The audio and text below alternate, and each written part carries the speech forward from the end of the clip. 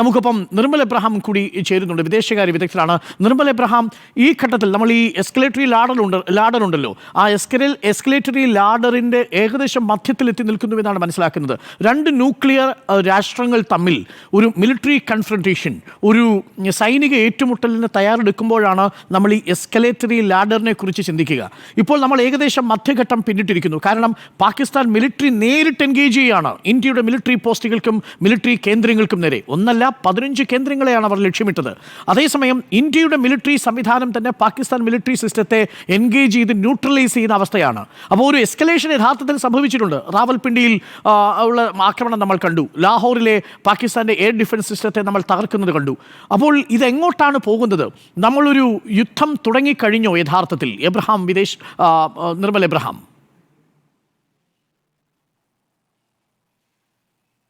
യുദ്ധമെന്ന് എനിക്ക് പറയാൻ സാധിക്കില്ല. അതൊരു രാജ്യത്തിനെതിരെയുള്ള യുദ്ധമായിട്ട് ഇതിനെ കാണാൻ പറ്റത്തില്ല.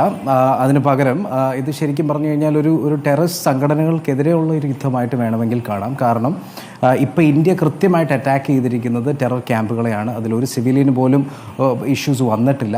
അപ്പോൾ അങ്ങനെയുള്ള സാഹചര്യങ്ങൾ വെച്ച് നോക്കുമ്പോഴത്തേക്ക് ഒരു രാജ്യത്തിനെതിരെ യുദ്ധമായിട്ട് കാണാനില്ല. രണ്ടാമത്തെ കാര്യം, ഇന്ത്യക്ക് ഒരുപക്ഷെ ഇനി ഒരു അവസരം ഇതുപോലെ കിട്ടണമെന്നില്ല. കാരണം ഇത്രയധികം ടെറർ ക്യാമ്പുകളുണ്ട്, ഇത്രയധികം ടെററിസ്റ്റുകളുണ്ട്. ഇപ്പം ഹഫീസ് സായിദുണ്ട്, താങ്കൾ പറഞ്ഞ ജെയ്ഷ് ഇ മുഹമ്മദിൻ്റെ മസൂദ് അസറുണ്ട്, ഹിസ്ബുൾ മുജാഹിദീൻ്റെ ആളുകളുണ്ട്. ഇവരെയെല്ലാം തകർക്കാൻ ഒരുമിച്ച് കിട്ടുന്ന അവസരമാണ്. ഇത് ഇന്ത്യ പ്രിസിഷൻ സ്ട്രൈക്കിങ്ങിലും മിസൈലിൻ്റെയും എയർ ഡിഫൻസ് സിസ്റ്റത്തിലും ഒക്കെ ഒരുപാട് മുന്നേറിയ സ്ഥിതിക്ക് ഇന്ത്യക്ക് കിട്ടുന്ന ഒരു നല്ല അവസരമായിട്ട് കാണാം. പക്ഷേ എന്ന് പറഞ്ഞാൽ ഇപ്പോൾ ഈ കഴിഞ്ഞ ദിവസങ്ങളിലൊക്കെ, പ്രത്യേകിച്ച് ഇന്നലെയൊക്കെ സോഷ്യൽ മീഡിയയിൽ നടന്നുകൊണ്ടിരിക്കുന്ന ഒരു ചർച്ച എന്ന് പറഞ്ഞാൽ യുദ്ധം വേണ്ടാന്ന് ഒരുപക്ഷെ ആളുകൾ പറയുന്നു. എന്തുകൊണ്ട് ഇവരൊക്കെ രാജ്യദ്രോഹികളാണോ വിരുദ്ധന്മാരാണോ എന്നുള്ള ചോദ്യങ്ങളൊക്കെ വരുന്നുണ്ട്. പക്ഷെ അതിന് പറയാനൊരു റീസൺ എന്ന് പറഞ്ഞു കഴിഞ്ഞാൽ, ഇന്ത്യ അങ്ങോട്ട് അറ്റാക്ക് ചെയ്യുമ്പോഴത്തേക്കും ടെറർ ക്യാമ്പുകളെ ആണെങ്കിൽ തിരിച്ചു വരുന്ന അറ്റാക്സ് സിവിലിയൻസിനെയാണ്. ഒരു ചെറിയ വ്യത്യസ്തമായ അഭിപ്രായം എനിക്ക് പറയാനുണ്ട്. അതൊരു രാജ്യദ്രോഹിയോ വിരുദ്ധനോ ഒന്നും ആയതുകൊണ്ടല്ല.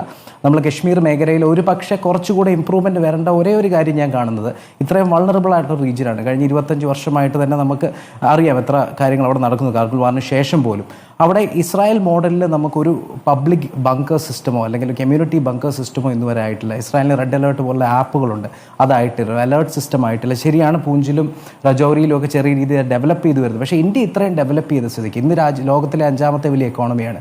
ഇത്രയധികം സ്ട്രൈഡുകൾ മുന്നോട്ട് പോയിരിക്കുന്നു. ഡിഫൻസിൻ്റെ സ്പെൻഡിങ് നമ്മൾ വളരെയധികം മുന്നിലാണ്. അങ്ങനെയുള്ളപ്പം ഇത്രയും വൾണറബിൾ ആയിട്ടുള്ള ഇന്ത്യയുടെ ഒരേ ഏറ്റവും വൾണറബിൾ ആയിട്ടുള്ള റീജിയനിൽ ജനങ്ങൾക്ക് പ്രൊട്ടക്ഷൻ കൊടുക്കാനുള്ള, ഇന്നലത്തെ കാര്യത്തെ ബേസ് ചെയ്തല്ല കേട്ടോ പറയുന്നത്, ഷെല്ലിംഗ് ആണ്, പക്ഷേ പ്രൊട്ടക്ഷൻ കൊടുക്കാനുള്ള രീതിയിലുള്ള ചെറിയ ഡെവലപ്മെൻറ്റുകൾ ഉണ്ടാക്കിയാൽ നല്ലതായിരുന്നു. രണ്ടാമത്തെ കാര്യം, മുമ്പും ഞാനൊരു ചർച്ചയിൽ സൂചിപ്പിച്ചൊരു കാര്യം തന്നെ റിപ്പീറ്റഡ് ആയിട്ട് പറയാം. നമ്മൾ ഈ റിവെഞ്ച് ആസ്പെക്റ്റിൽ ഞാൻ മുമ്പ് പറഞ്ഞു, റിവെഞ്ചും ഉണ്ട്, റിക്കൺസിലിയേഷനും ഉണ്ട്. റിവെഞ്ച് ആസ്പെക്റ്റ് ഇന്ത്യ മനോഹരമായിട്ട് നിർവഹിക്കുന്നുണ്ട്. ടെറർ ക്യാമ്പുകളെ അറ്റാക്ക് ചെയ്യുന്നുണ്ട്, ടെററിസ്റ്റുകളെ വധിക്കുന്നുണ്ട്. പക്ഷേ റിക്കൺസിലിയേഷൻ ആസ്പെക്റ്റ് എന്ന് പറയുമ്പോഴത്തേക്കും പാകിസ്ഥാനും ടെററിസ്റ്റ് ഗ്രൂപ്പുകളുമായിട്ടുള്ള ബന്ധങ്ങൾ കൃത്യമായിട്ട് സ്ഥാപിച്ചെടുത്ത് അവരെ പബ്ലിക് ഡൊമെയിനിൽ, അതായത് ഇന്റർനാഷണൽ പ്ലാറ്റ്ഫോംസിൽ എക്സ്പോസ് ചെയ്യേണ്ട ഒരു ആവശ്യം അതിന്റെ സമയം അതിക്രമിച്ചിട്ടുണ്ട്. പ്രസ് ബ്രീഫിംഗിൽ ആ ചിത്രങ്ങൾ കാണിച്ചു. പാകിസ്ഥാൻ മിലിറ്റൻസിന്റെ സംസ്കാര ചടങ്ങിൽ പങ്കെടുക്കുന്ന പാക് മിലിറ്ററി ജനറലിന്റെ ചിത്രങ്ങൾ പങ്കുവച്ചിട്ടുണ്ട്. അത് ഇന്റർനാഷണൽ മീഡിയയ്ക്ക് കൊടുത്തിട്ടുണ്ട്.